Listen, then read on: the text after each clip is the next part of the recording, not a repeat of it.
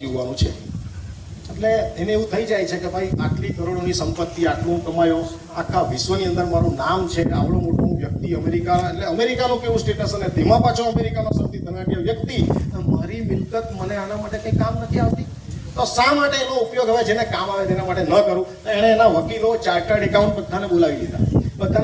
પછી એમણે આ વસિયત કરી નાખ્યું અને જે હોસ્પિટલ્સ છે, જે અનાથાલય છે, જે દવાઓના રિસર્ચ સેન્ટર છે, એને નિયમિત રૂપે ચોક્કસ રકમ મળે ને એવી એક ગોઠવણ કરી દઈ છે. અને આ થવા લાગે છે એટલે પેનિસિલિન છે, પછી ડિપ્થેરિયા છે, ટીબી છે, મેલેરિયા છે, એ બધી દવાઓના સંશોધનમાં આમના દાનનો બહુ મોટો ફાળો, અને એમની દવાઓથી લોકોનું કલ્યાણ થવા લાગ્યું. અને એ વ્યક્તિ પોતે પણ, કારણ કે દુઃખ તો અસહ્ય હતું, એટલું બધું દુઃખ હતું કે એને ભૂલી શકાય એમ જ ન હતું, તો એ લોકોની સેવામાં લગાવી છે. લોકોની સેવા કરતા એને એવું અનુભવ આવે છે કે એનું દુઃખ એ ટાઈમે ભૂલી જાય છે. જ્યારે તમારા કરતા વધારે દુઃખી વ્યક્તિની તમે મદદ કરો છો ને, ત્યારે તમારું દુઃખ તમે ભૂલી જાઓ છો. અને એનું બહુ સુંદર ઉદાહરણ આપણી જે હનુમાન ચાલીસામાં પણ છે, જન્મ જન્મ કે દુઃખ બિસરાવે. એક વાત કરેલી કે એવું નથી લખ્યું કે જન્મ જન્મ કે દુઃખ કટાવે, હટાવે, મિટાવે. જન્મ જન્મ કે દુઃખ બિસરાવે, એટલે તમારું દુઃખ એ ભૂલાવે છે.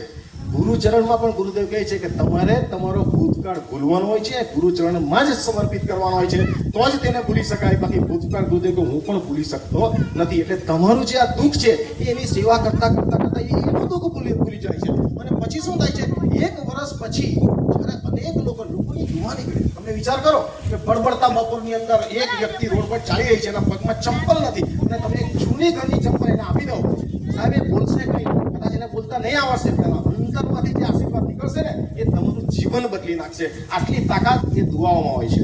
પ્રાર્થના કી શક્તિ, ગુરુદેવનું પ્રવચન આપણે સાંભળીએ છીએ, પ્રાર્થનામાં, દુઆમાં આટલી તાકાત છે, તો એને કેટલા હજારો લાખો લોકોની દુઆ મળે છે.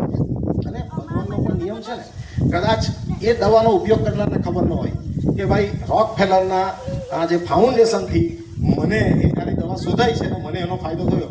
પરમાત્મા તો એ નોંધ, પરમાત્મા તો એ છે, જાણે અજાણે કોઈ પણ રીતે છુપાઈને પણ કરેલું કાર્ય, એનું પરિણામ પરમાત્મા સારું કે ખરાબ તમને આપવા માટે એનું કોમ્પ્યુટર એકદમ પરફેક્ટ જ છે. એના કોમ્પ્યુટરની પર કોઈ જઈ જ ન શકે. એટલે જેમ એ લોકસેવાનું કાર્ય કરવા લાગ્યા તેમ તેમના શરીરમાં પણ સારું લાગ્યું. 1 વર્ષ પછી ટેસ્ટિંગ કરાવે છે તો અંદરના બધા રિપોર્ટ નોટ.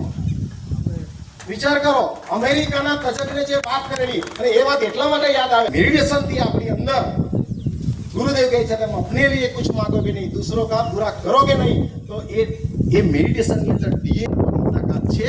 અને એનો આ પૂરેપૂરો એ છે. તજજ્ઞએ કીધું હતું કે તમને 1 વર્ષમાં તમારે આ શરીર છોડી દેવું પડશે, તમને કોઈ બચાવી ન શકે, તમારી પાસે 1 જ વર્ષ છે. અને એ વ્યક્તિ સાજો થયા પછી, તરત સાજો થાય છે ને, સાજો થયા પછી કેટલા વર્ષ જીવ્યો?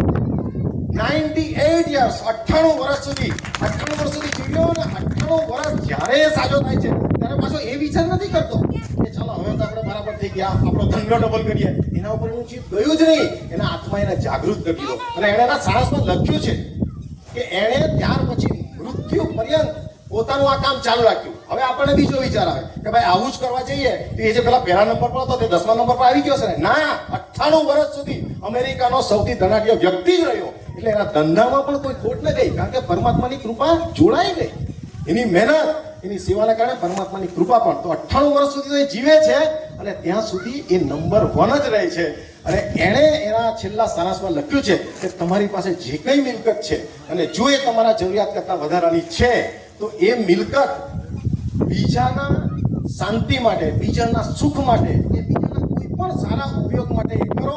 એ જ એ મિલકતનો સાચો ઉપયોગ છે. બાકી એ મિલકત તમને વ્યક્તિગત રીતે કશું સુખ આપી શકતી નથી. મિલકત સુખ આપી નથી શકતી, એનો યોગ્ય વિનિમય તમને એ સુખ આપે છે.